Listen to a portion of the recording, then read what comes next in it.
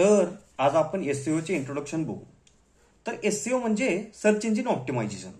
याचा अर्थ असा आहे की आपली वेबसाईट सर्च इंजिन मध्ये येण्यासाठी आपण जे काही करतो त्याला आपण सर्च इंजिन ऑप्टिमायझेशन असे म्हणतो। तर आपण मेजर गुगल वरती बोलणार आहोत।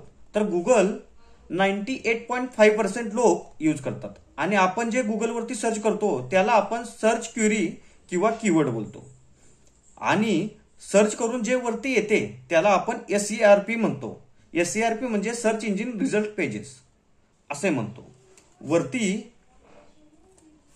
हे जे 4 स्पॉन्सर्ड रिझल्ट दिसतात आणि मध्ये ऑर्गॅनिक रिझल्ट, तसेच पुन्हा खाली 3 ते 4 स्पॉन्सर्ड रिझल्ट दिसतात।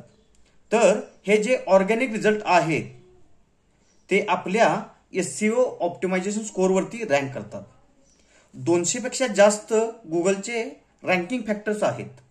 तर त्यातले 50% जे आजपर्यंत कोणालाही माहीत नाहीये।